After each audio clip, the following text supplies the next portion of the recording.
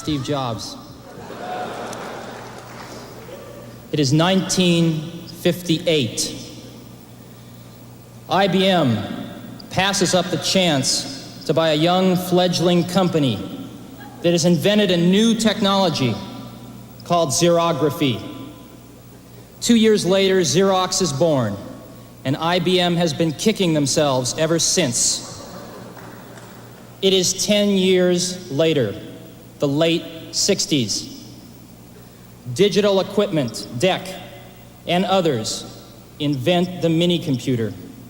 IBM dismisses the mini-computer as too small to do serious computing, and therefore unimportant to their business. DEC grows to become a multi-hundred-million-dollar corporation before IBM finally enters the mini-computer market. It is now 10 years later, the late 70s. In 1977, Apple, a young, fledgling company on the West Coast, invents the Apple II, the first personal computer as we know it today. IBM dismisses the personal computer as too small to do serious computing and unimportant to their business.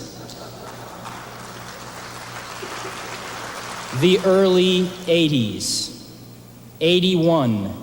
Apple II has become the world's most popular computer, and Apple has grown to a $300 million company, becoming the fastest growing corporation in American business history.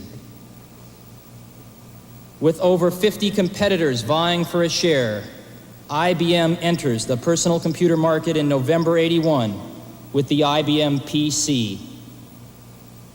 1983. Apple and IBM emerge as the industry's strongest competitors, each selling approximately $1 billion worth of personal computers in 1983. Each will invest greater than $50 million for R&D and another $50 million for television advertising in 1984, totaling almost $250 million combined. The shakeout is in full swing. The first major firm goes bankrupt, with others teetering on the brink. Total industry losses for 83 outshadow even the combined profits of Apple and IBM for personal computers. It is now 1984. It appears IBM wants it all.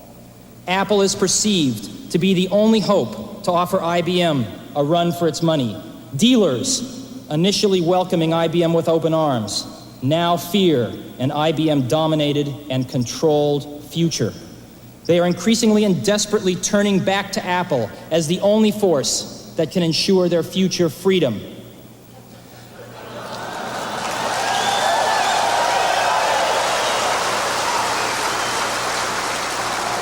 IBM wants it all and is aiming its guns on its last obstacle to industry control, Apple. Will Big Blue dominate the entire computer industry? The entire information age? Was George Orwell right about 1984? For today we celebrate the first glorious anniversary of the Information Purification Directives. We have created, for the first time in all history, a garden of pure ideology, where each worker may bloom, secure from the pests of very contradictory thoughts. Our unification of thoughts is more powerful a weapon than any fleet or army on earth. We are one people, with one will, one resolve, one cause. Our enemies shall talk themselves to death, and we will bury them with their own confusion. We shall prevail. On January 24th, Apple Computer will introduce Macintosh. And you'll see why 1984 won't be like 1984.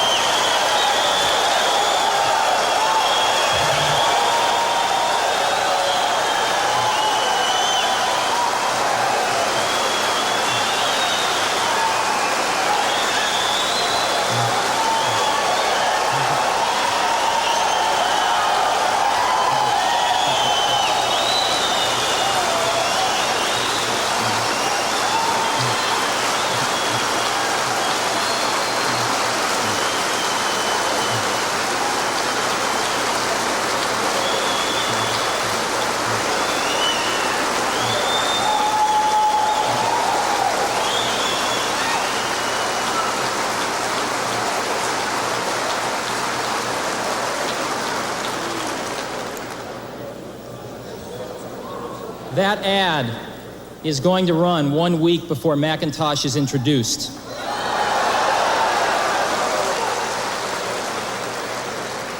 And our ad agency that put it together is here today. Shia Day, Jay Shiatt's here. The principal, Lee Clow and Steve Hayden, that wrote the copy and did the creative, are also here.